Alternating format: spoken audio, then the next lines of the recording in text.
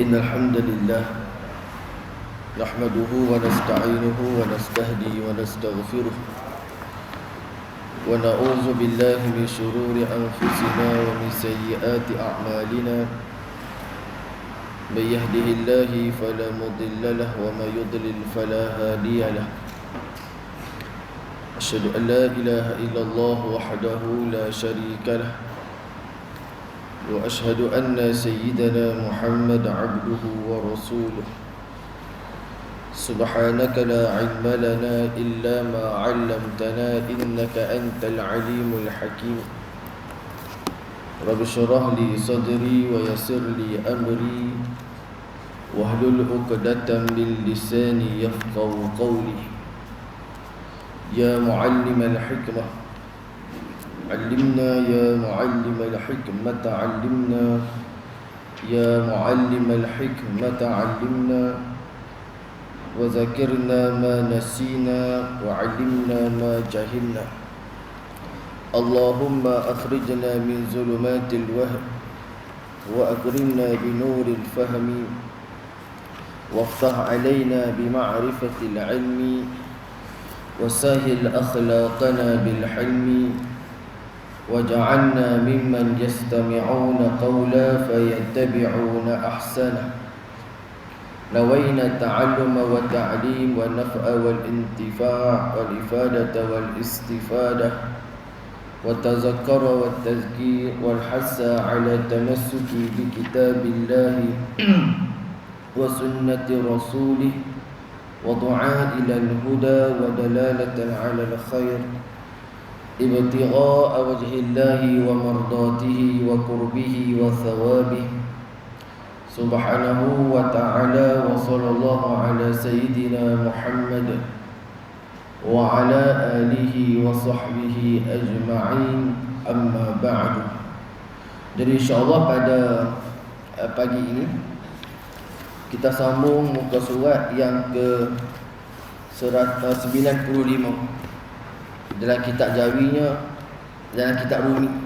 Dalam kitab Jawi muka surat yang ke-58, iaitu kata musannif rahimahullahu ta'ala wa nafa'ana bi barakati ulumihi fid daraini amin. Ba ma jaa an yabda'a bi muakhirir ra'si. Ba yang ke-156. Ba yang telah datang ia bahawasanya memulai ia dengan belakang kepala. Pada bulan lepas kita baca hadis Nabi SAW di antara cara Nabi SAW membasuh kepalanya dengan disapukan keseluruhan kepala daripada depan kemudian sampai ke bahagian belakang.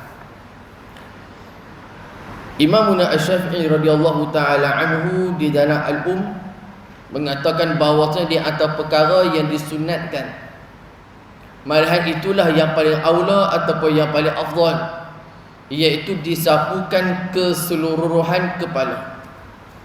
Walaupun dalam mazhab kita Syafi'i 3 helai rambut ala aqal, paling sedikit 3 helai, tapi di sisi Imam Asy-Syafi'i radhiyallahu taala anhu yang paling aula dan juga afdal adalah keseluruhan kepala.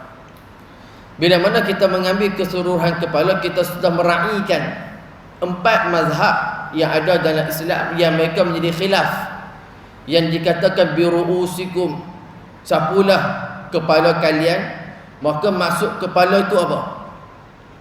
Maka kalau mazhab Maliki mengatakan keseluruhan kepala, kalau mazhab Hanafi 1/4, dan juga mazhab Hanbali seperti mana mazhab kita.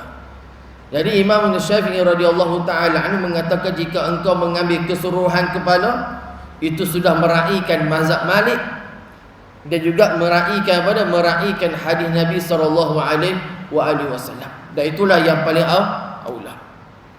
Kemudian bab yang seterusnya, Imam Tirmizi datangkan hadis berkenaan dengan apa? Memulakan daripada belakang kepala ke hadapan. Yang kita baca hadis dulu daripada depan ke belakang. Ini daripada belakang ke hadapan. Baik. Ketahuilah kiranya ya saudaraku, ini satu kelakuan daripada kelakuan Nabi sallallahu alaihi wasallam menyapu kepala pada mengambil air sembahyang. Maka iaitu telah dikeluarkan oleh Imam Abu Isa At-Tirmizi dengan katanya, Ar-Rabi' binti Muawwidh anna an-nabiy sallallahu alaihi wa alihi wasallam masaha bi ra'sihi marratain. Diriwayatkan daripada sahabat Nabi sallallahu alaihi wa alihi wasallam Rabi' bin Muawwidh bin Afra radhiyallahu taala anhuma, bahwasanya Nabi sallallahu alaihi wasallam menyapu ia akan kepalanya 2 kali pada mengambil air sembahyangnya. Bada'a bi muakhkhari ra'sihi summa bi muqaddamihi wa bil udhunayhi kiltaihima tuhurihima wa butunihima.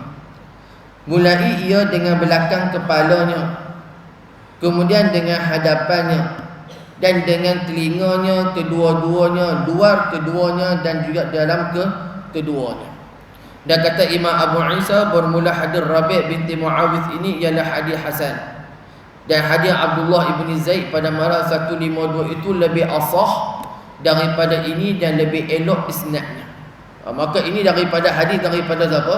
Satu orang sahabat Nabi namanya Rabi' binti Muawwidh radhiyallahu taala anha, yang datangkan hadis berkenaan Nabi menyapu kepala daripada belakang ke hadapan. Maka kata Imam Tirmizi, hadis ini hasan. Mana hadis ini elok di sisi beliau. Namun kata Imam Abu Isa At-Tirmizi, hadis yang Nabi sapu daripada depan sampai ke belakang tu lebih asah, lebih kuat pada sudut sanadnya. Ala kulli hal, kata ulama, al-musabbit muqaddam 'ala al-manfi. Menetapkan itu diaulakan, didahulukan daripada menafikan. Maksudnya apa tuan-tuan? Ada mazhab yang di sisi mereka itu disunatkan untuk menyapu daripada belakang ke hadapan. Sebab hadis ni hadis yang elok, maksudnya hadis yang boleh dijadikan sebagai hujjah. Jadi kita nak menafikan hadis ini, kita kata tak boleh. Cuma pada sudut sanad, pada sudut perawinya yang paling kuat, yang paling asal mana? Nabi sapu daripada depan ke belakang. Dan itulah yang diiktifakkan oleh empat mazhab yang lain. Baik. Dan sungguhnya telah berjalan setengah daripada Ahlul Kufah. Ahlul Kufah ni mana? Mazhab Hanafi. Sebahagian daripada mazhab Hanafi. Sebab mazhab Hanafi dia banyak di kota Baghdad, dia banyak di kota Kufah, dia banyak di Basrah. Kita kena ingat dulu ilmu ini berkembangnya di sana, di kota Iraq. Dia ada Baghdad, dia ada Wasit, dia ada Basrah, dia ada Kufah. So Kufah ni kebanyakan Ahlul Ra'yi, kebanyakan mazhab Hanafi. Di Baghdad bercampur, dan Imam Ahmad Ibn Hanbal berada di kota Baghdad. Baik. Kepada ini hadis, setengah daripada mereka itu ialah Waqi' bin Jarrah. Kata Ibnul Arabi, dan bermula yang sahih ialah mula daripada hadapan, dan ialah riwayat orang yang hafiz hadis sekaliannya. Jadi yang paling baik hadisnya ataupun yang paling elok diaulakan daripada depan ke belakang. So kita buat macam ni lah. Tangan kita tu, celup tangan kita ataupun basahkan tangan kita, kemudian kita lalukan di atas kepala. Bagi orang yang tak ada rambut, sekali je. Tak payah lepas tu, tak ada makna. Dia botak. So kalau orang yang ada rambut depan, dan kemudian kembalikan ke daripada belakang, kemudian kembalikan ke hadapan. Itu cara dia. Baik. Masalah 157, menyapu kepala dan ingkarkan wajibnya. Bermula orang yang ingkar akan wajib menyapu kepala pada mengambil air sembahyang itu menjadi kafir ia, kerana sabit ia dengan dalil qat'i, mana dalil daripada Al-Quran. Adapun jikalau ingkar seseorang akan kadarnya yang diperselisihkan oleh para ulama, tiada ia menjadi kafir kerana bahawasanya sabit ia dengan dalil zanni. So yang jadi khilaf di kalangan para ulama yang sapu kepala semua, yang kata separuh, yang kata 1/4, yang kata 3 ni, itu khilaf. Tak ada masalah. Tapi yang masalah bila mana kita kata sapu kepala ni bukan rukun sembahyang. Tu jadi masalah. Bukan rukun wudu. Maka tu jadi masalah. Sebab apa? Sebab ia menafikan dalil yang qat'i daripada Quran. Zannya mana? Zannya pada sudut qadar. Itu ijtihad para ulama. Betul, kita kena bezakan masalah namanya usul dan masalah namanya furu'. Masalah usul siapa pun tak boleh nafi. Semayang kena kalau zuhur 4 rakaat. Kalau semayang wajib dengan taharah. Siapa yang semayang tanpa taharah hukumnya haram, berdosa. So dinafikan. Dia kata semayang tak ada taharah pun tak apa, sah. Itu dah langgar ijma'. Sebab tu kita kalau penuntut ilmu, buku yang mesti dibaca buku karangan Al-Hafiz Ibn Munzir berkenaan dengan ijma'. Sebab dalam tu disusun perbahasan berkenaan dengan masalah-masalah yang sudah diijma'kan para ulama. Sebab benda ijma' ni dia sikit, dia tak banyak, yang banyaknya khilaf. Tapi bila mana ijma' sudah ada, tuan-tuan, tak boleh langgar. Langgar berdosa. Itu ijma'. Ijma' mana tidak ada khilaf dah di kalangan para ulama. Jika ada khilaf sekalipun syaz, benda ganjil, tak diamalkan dalam fiqh kita. Itu perbahasan berkenaan dengan ijma'. Ijma' antaranya apa ni? Sapu kepala adalah pada rukun dalam berwudu. So kalau menafikan, kata tak wajib sapu kepala, hukumnya apa dah? Kufur. Sebab menafikan Al-Quran. Macam orang menafikan sembahyang. Kita kata ada pasal pengantar sembahyang. Dia kata sembahyang ni bukan wajib pun. Dia kata tak wajib. Bukan wajib pun, bukan dalam Quran. Kalau dia cakap ni, tuan-tuan, cakap dia tahu benda tu memang ada dalam Quran, cuma dia menafikan, kufur. Sepakat para ulama Ahlussunnah wal Jamaah. Tapi kalau kita tanya pasal pengantar sembahyang, dia kata malas, tak larat. Itu fasik. Betul, Ahlussunnah wal Jamaah dalam bab takfir ahli kiblah, dalam bab mengkafirkan ahli kiblat sangat berhati-hati. Sebab dia ada yang kita kata dia menafikan usul, dia menafikan furu'. Macam akidah juga. Akidah ni bukan perbahasan akidah semua usul, bukan. Ada perbahasan namanya furu' akidah pun ada. Sebab tu ulama Ahlussunnah wal Jamaah tak mengkafirkan Mu'tazilah, bagaimana Mu'tazilah kata azab kubur tak ada. Di sisi Mu'tazilah. Sebab apa? Sebab khilaf para ulama berkenaan dengan azab kubur pada sudut dalil. Maknanya dia ada furu', dia ada usul. Betul, kalau kita mengaji akidah, selalunya kitab-kitab tu dia akan cerita, ini adalah furu' akidah, sekian. Ini usul. Usul tu mana asma'ul husna tak boleh nafi. Sifat-sifat Allah tak boleh nafi. Ada. Dia punya usul, dia juga furu'. Macam apa? Sifat Nabi, sifat para anbiya, daripada siddiq, kemudian tabligh, kemudian amanah. Ada ulama kata fatanah tak masuk. Yang ada hanya siddiq, tabligh, amanah. Fatanah tak. Ada orang kata masuk sebab dia sifat wajib. Atau dia panggil apa? Dia panggil furu' aqidah. Tu yang benda furu' ni ulama dia takkan kafirkan. Seperti mana berlaku pada zaman kita hari ini, yang mengkafirkan di antara satu sama lain, sehingga kan membunuh di antara satu sama lain. Akhirnya apa dia? Akhirnya kita menjadi bermusuhan. Sebab itulah bab ni kita kena ada lapang. Kalau kita lihat ada mazhab lain, ya silakan amalkan yang apa yang kamu pegang. Saya pegang yang ni, kamu-kamunya silakan.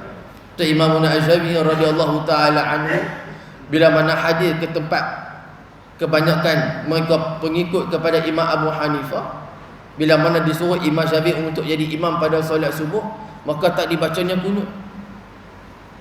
Kerana apa? Kerana meraihkan mazhab Hanafi.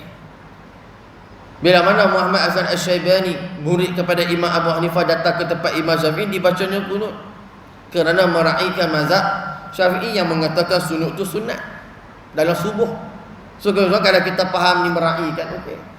Untuk ada di kalangan pelajar Malaysia kita, ketika masa saya belajar dulu, Di kalangan mereka ada jadi imam di masjid-masjid. Bila orang Arab nanti JK masjid nanti di kalangan pelajar Malaysia yang mana yang hafal Quran ni untuk jadi imam rawatib. Rawatib. Maksudnya apa? Imam memang imam sembahyang fardu, dibayar gaji. Ada di kalangan sahabat saya yang memang subuh mata baca doa kunut.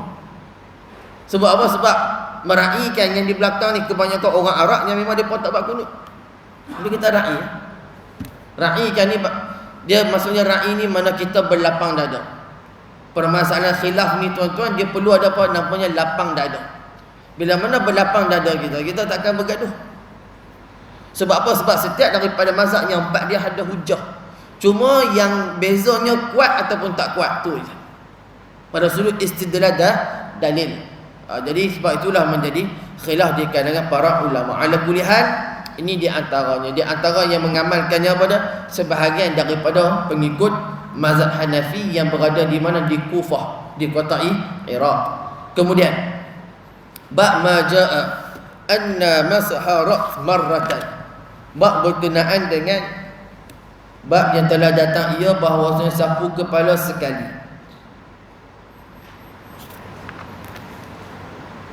Baik. Tu habislah berkenaan dengan sapu kepala tu. Maka sapu kepala yang paling afdal tuan-tuan buatlah. Selalunya kita ambil ayat, kita tempel-tempel macam tu ya. Tu kita ubah. Ubahnya apa? Ambil keseluruhan ke kepala. Dan itu lebih kuat pada sudut dalilnya dan lebih kuat pada sudut menuntut ataupun mengikut cara Rasulullah sallallahu alaihi wasallam dalam mengambil wudu. Orang perempuan pun boleh buat. Tak ada masalah. Kalau orang perempuan dia ambil wudu, dia menyanggulkan kepala rambut je. Orang ambil wudu kan ada sanggul kepala. Bila mana ada sanggul kepala tu, bila mana dia basuh kepala boleh basuh semua. Tapi tak disunatkan untuk kembali ke depan. Dia yang disunatkan kembali ni orang yang rambut dia biasa. Bukan yang kepala botak, dia bukan rambut yang diikat. Mana rambut yang dilepaskan. So kita sunat. Tapi kalau perempuan yang menyanggul tak apa. Dia sekali je. Cukup. Itu cara orang yang menyanggul apa? Rambutnya. Adapun laki-laki kita habis. Jadi bila mana sebut berkenaan dengan sapu kepala, kemudian Imam Tirmizi datangkan hadis berapa banyak nak sapu kepala ni? 1 ke 2 ke 3? Sebab yang kita baca ni dia hadis Nabi. Jadi Imam Tirmizi radhiyallahu taala anhu dia susun mengikut apa yang Nabi buat. Baik. Ya saudaraku, telah dikeluarkan oleh Imam Abu Isa At-Tirmizi hadis Nabi sallallahu alaihi wasallam sapu kepala sekali. Katanya Ar-Rabi' binti Muawwidh bin Afra annaha ra'at an-nabiy sallallahu alaihi wasallam yatawadda qalat masaha ra'sahu wa masaha ma aqbala minhu wa ma adbara wa sudghaihi wa udhunaihi marratan wahidatan. Diurutkan daripada Rabi' binti Muawwidh bin Afra bahawasanya melihat ia akan Nabi sallallahu alaihi wasallam mengambil air sembahyang ia. Katanya telah menyapu ia akan kepalanya dan menyapu ia akan barang yang di hadapan daripadanya dan barang yang di belakangnya. Maksudnya apa semua? Dan 2 pelipis dan 2 telinganya 1 kali. Ia ni sapu sebagai kelakuan pada hadis daripada masalah 1552. Macam mana tuan-tuan? Dalam hadis ni, kemudian tarik tu mazhab Hanafi, sapu kepala dengan basuh telinga tu sekali. Air wuduk yang sama. Sah tak? Sah. Bukan kita kata ni bukan ayat mustakmal ke? Mazhab Hanafi dia tak ada ayat mustakmal. Mazhab Hanafi dia 2 ayat. Ayat mutlak dan ayat mutanajjis. Kita mazhab Syafi'i ada 4. Ayat mustakmal lawan dia ayat mutlak. Ayat mutlak lawan dia ayat mustakmal. Kemudian air musyammas, mana air yang dijemur di tengah panas. Kemudian air mutanajjis. Mazhab Hanafi tak, dia hanya ada air mutlak dan juga air mutanajjis. Betul mazhab Hanafi bila mana dia ambil kepala, sapu kepala, kemudian dia akan sapu pelipis tepi ni. Kemudian buat 3 kali ke 2 kali ke ulah. Itu mazhab Hanafi. Mazhab kita Syafi'i tak. Imam Syafi'i radhiyallahu taala anhu menyuruh lebih aula mengambil air yang baru untuk sapu basuh telinga. Jangan dicampur air, walaupun basuhan sunat ni tuan-tuan kalau guna air mustakmal pun tetap terangkat basuhan sunat. Dia air mustakmal ni bila mana tak boleh guna dalam basuhan wajib. Muka, tangan, kepala, kaki tak boleh. Nak mandi janabah menggunakan air mustakmal tak boleh. Tapi kalau basuhan sunat tak apa, macam kepala, macam telinga, nak basuh tangan dulu sebelum ambil wudu tak apa. Nak berkumur-kumur pakai air mustakmal boleh. Tapi untuk basuhan wajib tak boleh. Sebab tu mazhab Syafi'i letakkan syarat air mutlak mesti pada basuhan wajib. Adapun basuhan sunat kalau nak menggunakan air mustakmal, okey, tetap juga sah. Ni mazhab Hanafi. Ni mazhab Hanafi antara istidlal mereka hadis ini. Baik. Kata Imam Abu Isa At-Tirmizi, dan pada bab ini ada datang riwayat daripada baginda Ali karamallahu wajhah dan nenek Datuk Talha bin Musarrif, dan bermula hadis Rabi ini ialah hadis hasan lagi sahih, dan sungguhnya diriwayatkan daripada beberapa wajah daripada Nabi SAW bahawasanya menyapu ia akan kepalanya sekali. Jadi hadis ini banyaklah perawi daripada sahabat atau Sayyidina Ali, di antaranya Talha, nenek kepada Talha bin Musarrif banyak. Kalau kita buka kitab hadis kita akan jumpa. Baik, masalah 159. Menyapu kepala mengambil air sembahyang sekali dan hukumnya. Bermula hukum menyapu kepala mengambil air sembahyang sekali itu, kata Imam Abu Isa At-Tirmizi, telah beramal atas hadis dalam masalah 158 itu di sisi kebanyakan ahlul ilmi daripada sahabat Nabi SAW dan mereka yang kemudian daripada mana tabi'in. Dan dengan dialah perkataan Ja'far bin Muhammad, Sufyan Ats-Tsauri dan Ibnu Mubarak dan Imam Syafi'i dan Imam Ahmad dan Imam Ishaq memikir mereka itu akan menyapu kepala sekali. Maka berapa kali nak sapu kepala? Sekali. Cuma dalam mazhab kita Syafi'i disunatkan tambah 2 dan juga 3. Maksudnya apa tuan-tuan? Maksud basuhan sekali itu semua basuhan wajib. Basuhan pertama wajib. Lengkap basuhan pertama, basuhan kedua, basuhan ketiga hukum dah sunat. Lebih daripada 3 kali makruh. Contoh kita musim panas ni, kita ambil wudu, kita basuh lebih daripada 3 kali bahagian muka kita. Hukum dia apa? Makruh. Dia limit dia 1 sampai 3. Kalau nak takhfif pun boleh. Takhfif mana ringankan. Dalam Sahih Bukhari, Imam Bukhari datangkan bab berkenaan dengan takhfif. Takhfif mana ringan. Mana ambil wuduk ni muka sekali, tangan sekali, kepala sekali, kaki sekali. Kemudian Imam Al-Bukhari datangkan pula bab berkenaan dengan bab isbagh al-wuduk. Isbaghnya apa? Sempurnakan wuduk. Mana muka 3, tangan 3, kepala 3, kaki 3. Takhfif mana ringan. Contoh bila kita guna takhfif ni tuan-tuan, imam dah semayang, kita baru sampai wuduk kita tak ada. So kita nak buat 3 ni lambat. Buat semua sekali-sekali. Boleh tak? Boleh. Sah. Asalkan wuduk kita tu lengkap, wuduk kita tu sempurna pada basuhan dia. Okey.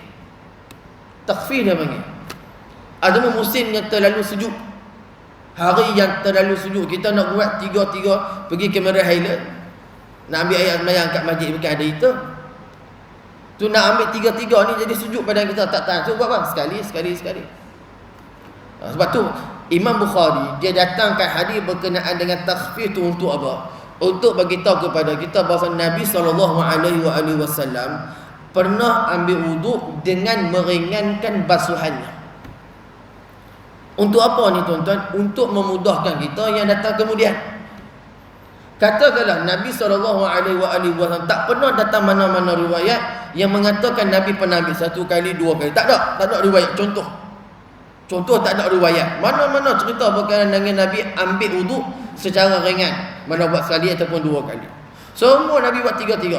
Makanya tuan-tuan, basuhan yang ketiga semua tu jadi wajib. Jadi wajib. Sebab tu Rasulullah orang yang fatanah, orang yang pandai cerdik. Perbuatan Nabi yang berbilang-bilang, mana yang berbagai-bagai ni sebenarnya untuk apa? Memudahkan urusan kita sebagai umat. Hatta dalam Sahih Bukhari, lafaz tahiyat akhir, at-tahiyyatul mubarakatus salawatut thayyibatu lillah tu datang dengan pelbagai lafaz. So apa dibuat oleh para ulama? Mereka akan memilih berdasarkan mana riwayat yang paling kuat. Betul, tahiyat kita dengan tahiyat Hanafi tak sama. Sebab apa tuan-tuan? Sebab berbilang yang Nabi buat tu memudahkan kita. Ada dalam riwayat Nabi bila mana qiyam, Nabi letak dekat bahagian dada. Ada yang Nabi letak dekat bahagian pusat. Ada Nabi letak dekat bawah pusat. Ada Nabi buat sadal, mana Nabi tak qabak, Nabi lepaskan tangan. Pun ada. Supaya apa? Supaya bila mana kita semayang, ibadat, perbuatan kita tu mudah. Kita boleh buat. Betul, para ulama dia akan pilih berdasarkan kepada istiqra', pengalaman mereka berkenaan dengan perhati mana dalil yang kuat, dia jadikan amal. Itu mudah. Kalau tak tuan-tuan, susah kat kita. Kita nak buat pun tak mampu nak buat macam Rasulullah sallallahu alaihi wasallam. Atau ada benda yang Allah khususkan kepada Nabi sahaja, tak kepada umat. Di antara bersugi kepada Nabi itu wajib. Bagi kita sunat. So nak sugi pun boleh, tak nak sugi pun tak apa. Tapi Nabi tak boleh. Nabi mesti wajib sugi. Bangun malam, Nabi wajib bangun malam. Kita bangun malam tu sunat. Tu nak buat tak nak buat tak apa, tu pulang. Tu ada benda yang diwajibkan kepada Nabi, tak daripada umat. Sebab apa tuan-tuan? Sebab meringankan perbuatan ataupun amal ibadat umat Nabi SAW itu termasuk di kalangan khususiyah umat Rasulullah. Di antara khususiyah Allah buat kepada umat Nabi apa? Amalan yang sikit tapi pahala banyak. Sikit ya amalan yang kita buat tapi pahala banyak. Antaranya apa? Dalam hadis, siapa sembahyang 4 rakaat, sembahyang qabliyah asar, maka dia tidak akan dimasukkan ke dalam neraka. 4 rakaat je tuan-tuan. Qabliyah asar 4 rakaat kita buat. Ganjaran dia apa? Kata Nabi, dijauhkan dia daripada api neraka. Sembahyang qabliyah subuh tadi. Man shalla rak'ataini, barang siapa yang sembahyang 2 rakaat subuh, maksudnya sembahyang sunat qabliyah subuh, khairun minad dunya wa ma fiha, lebih baik daripada dunia dan isi dunia. 2 rakaat je tuan-tuan, bukannya 10 rakaat. Bukan nak 100 rakaat macam umat terdahulu nak masuk syurga nak buat banyak amal. Kita umat Nabi Muhammad buat sikit boleh masuk syurga. Lepas tu Allah gandakan pahala kita dengan seganda-gandanya. Sebab apa? Sebab nak challenge umat-umat terdahulu yang amal mereka ni 600 tahun, 700 tahun. 600 tahun tuan-tuan ibadat saja. 600 tahun ni semayang. Bangun malam, puasa selama 600 tahun. Tak pernah miss. Kita hidup kita 60 tahun. Sebab kita nanti, kita akan masuk syurga dulu. Kalau amal kita tak banyak, macam mana nak masuk syurga dulu? So Allah gandakan, ganda sampai 700 kali ganda. Ada sampai 1000 kali ganda. Supaya apa? Supaya kita dapat lawan. Tu amal kita. Atau Nabi SAW telah memudahkan kita dalam amal kita, memperbanyakkan perkara namanya pahala, ganjaran tersebut. Itu kelebihan ya yang ada pada kita umat Rasulullah SAW. Baik. Dan kata Imam Abu Isa At-Tirmizi lagi, telah bercerita kepada aku Muhammad bin Mansur Al-Makki, katanya, telah aku dengarkan Sufyan bin Uyainah ni guru Imam Syafi'i di Mekah berkata, ia telah aku tanya akan Ja'far bin Muhammad, daripada sapu kepala itu adakah memadai dengan sapu sekali?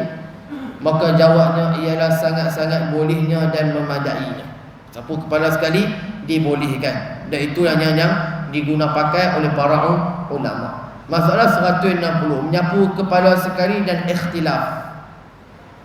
Bermula segala hadis yang tersebut dalam Sahihain Bukhari dan juga Muslim, tiada padanya menyebutkan berbilang-bilang sapu, dan dengan dialah berkata kebanyakan ulama.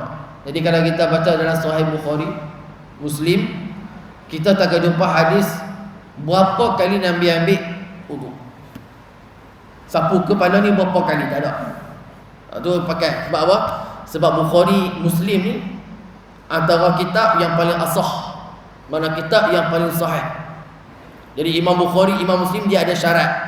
Syarat utama nak masuk dalam kitab depa ni ada syarat hadis. Sebab tu lah tuan-tuan, kita kalau baca kitab hadis, kita kena baca ikut kepala ulama yang karang tu, bukan ikut kepala kita. Macam orang baca kitab Ibnu Majah, Sunan Ibnu Majah, dia baca-baca je tuan-tuan, dia baca kenapa Ibnu Majah letak hadis dhaif dalam kitab dah? Sebab tu memang niat Ibnu Majah. Bukhari, Muslim radhiyallahu taala anhuma, depa niat dalam kitab depa ni semua hadis sahih. So dia letak mana yang sahih hadis sisi depa. Tu kita Sahih Bukhari, Sahih Muslim ni tuan-tuan, orang tak boleh nak argue. Sebab apa? Sebab memang tu syarat utama. Beza dengan Abi Daud. Abi Daud dia letak apa? Antaranya kita hadis campur antara sahih dengan hasan. Hadis yang sahih dan hadis yang elok, tu letak dalam kitab dia. Imam Tirmizi pun sama. Nasa'i lain. Nasa'i dia letak sahih, ada hasan, dia letak juga hadis dhaif dalam tu. Ibnu Majah dia kumpulkan semua hadis dhaif dalam kitab beliau, dan ada juga hadis yang sahih. Mana kita baca kitab, kita kena baca ikut cara ulama tu karang. Bukan kita baca ikut cara kita, bukan. Itu yang guru kami ajar. Dalam ilmu hadis, kitab-kitab hadis ni para ulama karang mengikut cara mereka. Apa niat mereka karang? Kalau matan Arba'in Imam Nawawi yang ada 40 hadis, Imam Nawawi karang kita tu untuk apa? Untuk cerita berkenaan dengan apa? Usul agama, dan juga benda yang bersangkut paut dengan amalan harian kita. Maka dia susun kitab namanya Matan Arba'in, hadis 40. Kitab At-Targhib wa Tarhib karangan Al-Hafiz Ibn Munzir. Untuk apa tu? Untuk galakkan orang melakukan amal dan azab bagi mereka yang meninggalkan amal. Dia taklah hadis, betul ada hadis sahih, ada hadis hasan, ada hadis dhaif dalam. Sebab tu targhib. Kalau baca kitab Fadailul A'mal kalangan Maulana Zakaria At-Tandalawi, kadang-kadang kita jumpa hadis yang dhaif, kadang-kadang hadis syadidul dhaif pun ada. Sebab apa? Sebab Maulana memang dia letak hadis tu sebagai galakkan orang untuk amal. Dia silakan. Betul, kita baca kitab kena guru pesan, kena perhati elok-elok sebab apa ulama karang kitab tersebut. Jangan jadi macam penuntut ilmu pada hari ini yang bila mana dia baca kitab para ulama kemudian dia salahkan ulama. Guru kami ketika mana mengaji di Syria dengan guru almarhum Syekh Riyad Al-Khiraqi, ngaji khusus dalam maktabah dalam pejabat syekh.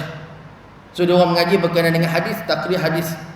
Jadi ada satu orang guru saya cerita, satu orang Arab baru masuk, baru join kelas, mengaji tak lama, baru 2 bulan.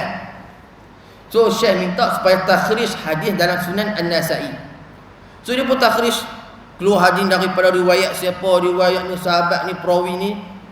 Bila mana dia bertanya dekat syekh, dia kata, ni Nasa'i ni salah ni. Ni Nasa'i ni silap. Dia tak sepatutnya letak hadis dalam kitab dia. Muka Syekh Riyad berubah jadi merah padam. Hang balik. Semua yang ada dalam pejabat tu semua dikendaki untuk basuh tangga. Orang Arab ni rumah dia tangga-tangga. Kalau satu bangunan tu kalau ada 18 tingkat ke 10 tingkat, basuh semua tangga yang ada dalam bangunan. Semua kena. Sebab apa kata Syekh Riyad rahimahullahu taala, bagaimana mungkin satu orang penuntut ilmu yang datang tahun zaman fitnah, zaman dajjal macam zaman kita ni, boleh menyalahkan ulama yang berada pada zaman salaf. Guru saya pun sama, dia yang dah meninggal. Dia pun sama, kalau kita mengaji dengan dia, kemudian kita kata ni tak betul ni, syekh ni, ulama ni tak betul ni, Bukhari tak betul, dia tak dalam ni. Selagi muka merah. Ambil balik. Halau keluar tu. Sebab apa? Sebab adab dengan ulama tak ada. Tu guru kami ajak. Lepas tu bila mana penuntut ilmu hari ni bila baca Sahih Bukhari sikit nampak ada dah salahkan Bukhari. Baca kitab Sunan Tirmizi sikit nampak salahkan Tirmizi. Baca kitab Hakim dalam Mustadrak, oh salah, buang terus kitab. Penuntut ilmu bukan macam tu. Penuntut ilmu dia perlu belajar, kaji dan terus mengkaji. Maka dia akan jumpa sebab apa para ulama sebut macam tu. Saya dulu tuan-tuan baca Sahih Bukhari, ada beberapa hadis yang kita jumpa memang hadis tu memang bertentang sungguh. Terutama bertentangan dengan Quran.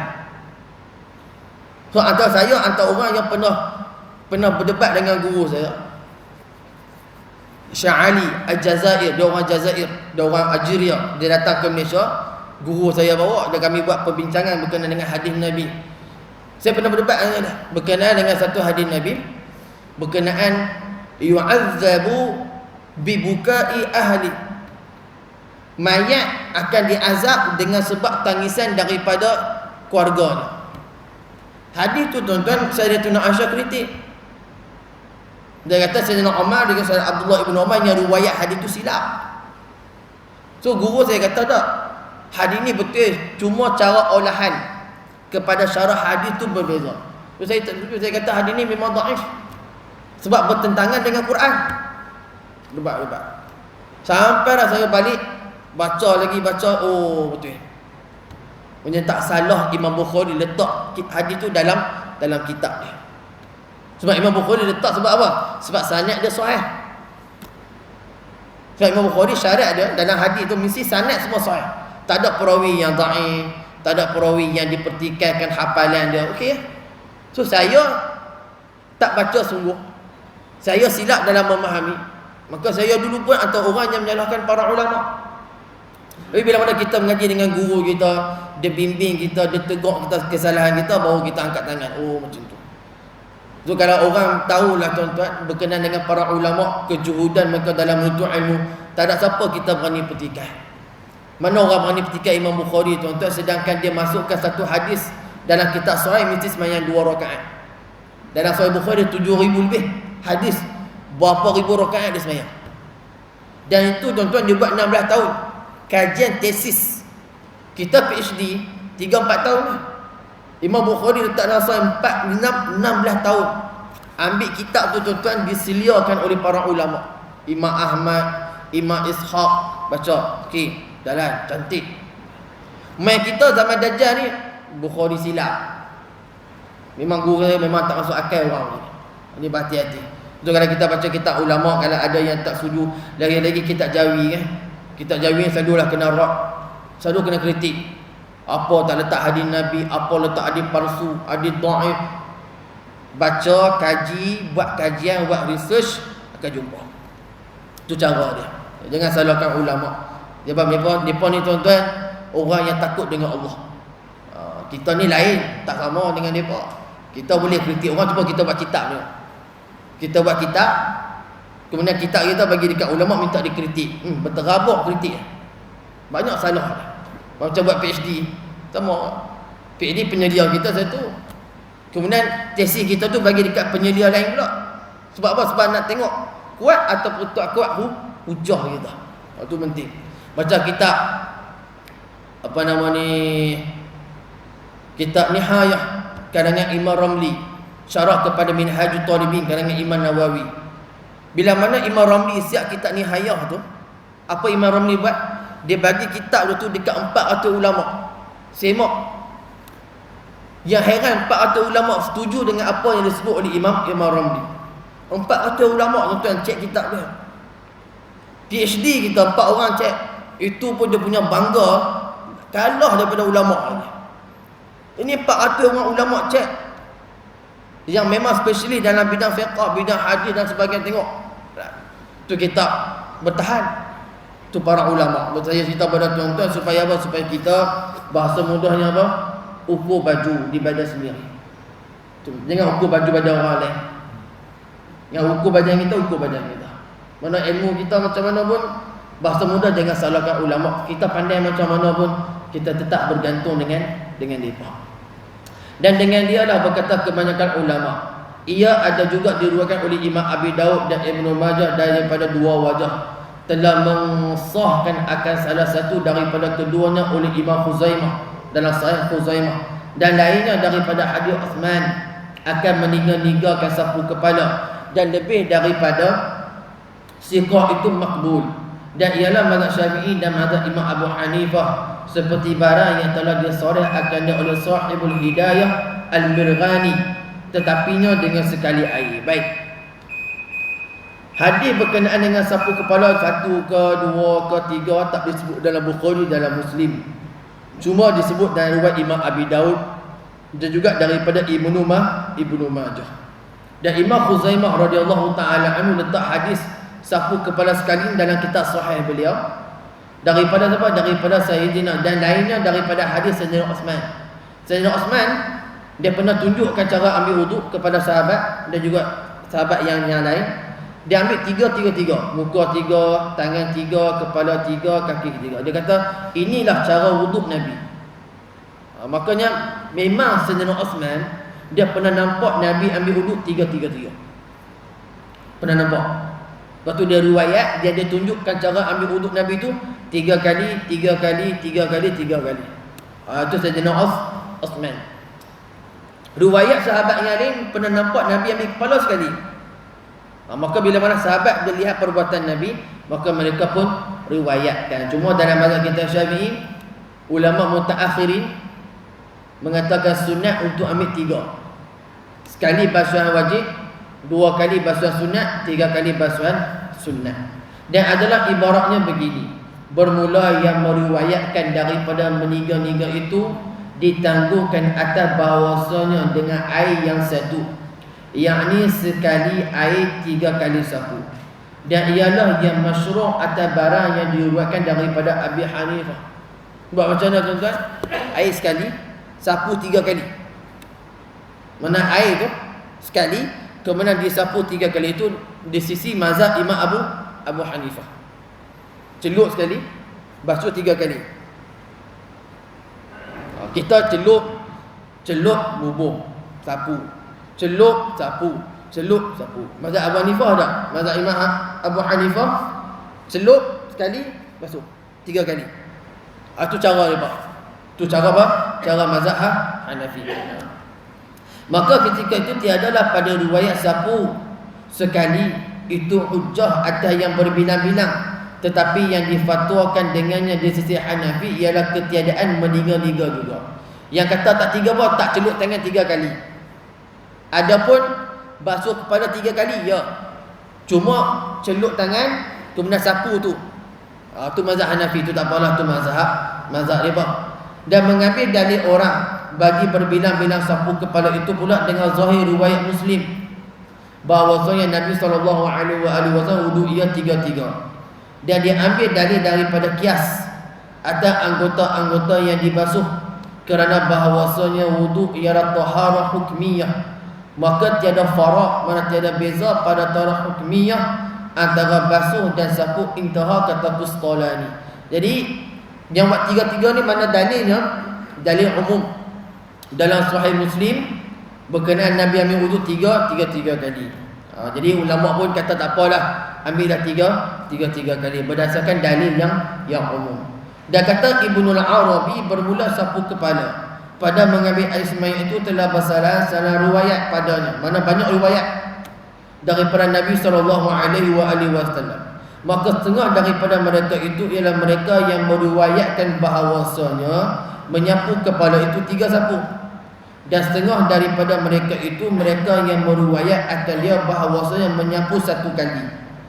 Kata Imam Abi Daud, bermula segala hadis Uthman yang sahih itu bahawasanya sapu kepala sekali sahaja. Dan setengah daripadanya riwayat yang gharib, riwayat yang ganjil ataupun kan riwayat yang kita kata yang perawinya tidak sampai kepada bilangan-bilangan tertentu. Ialah perkataan Ibnu Sirin bahawasanya menyapu kepala ia 2 kali. 1 kali fardu dan 1 kali sunat. Dan bergantung dengan bahawasanya fardu itu sekali dan yang keduanya itu sunat. Seperti sekelan anggota Dan inilah qiyas atau ibadah yang merintangi bagi sunat. Dan jikalau ada ia seperti sekalian anggota daripada pihak qiyas, nescaya adalah ia 3, maka melebihilah mereka itu akan barang yang telah terdahulu. Intah. Ini panjanglah perbahasan dia. Cuma kata Imam Ibn Arabi, hadis berkenaan dengan sapu kepala ni banyak. Hadis yang paling sahih adalah hadis Uthman berkenaan dengan apa? Sapu kepala. Cuma kata Ibn Arabi yang Sayyidina Uthman tu yang sapu kepala tu satu kali, bukan 3. Tu di sisi beliau lah. Cuma kalau kita nak buat 3 kali, kata Ibn Arabi pada yang pertama wajib, yang kedua sunat, yang ketiga pun sunat. Cuma secara umum dalam mazhab kita Syafi'i berapa? 3 kali ya.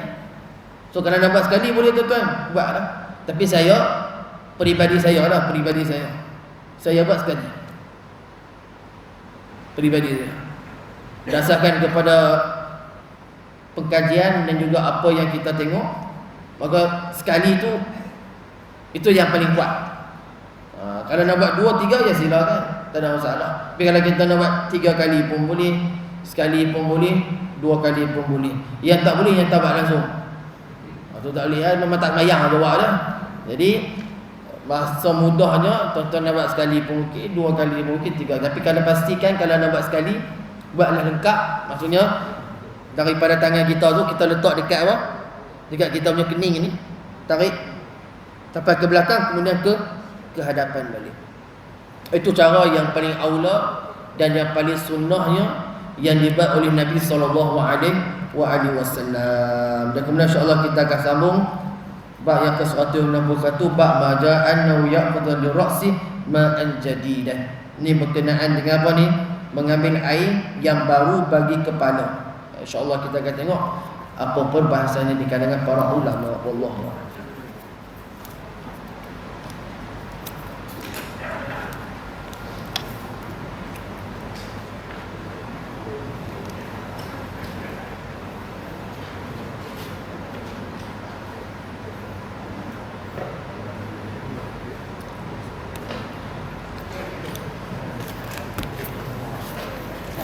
أعوذ بالله السميع العليم من الشيطان الرجيم. بسم الله الرحمن الرحيم. الحمد لله رب العالمين والصلاة والسلام على أشرف الأنبياء والمرسلين سيدنا محمد وعلى آله وصحبه أجمعين.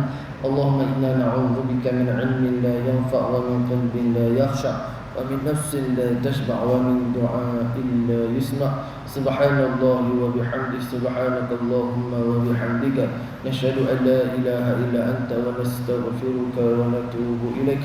وصلى الله على سيدنا محمد وعلى آله وصحبه وبارك وسلم والحمد لله رب العالمين.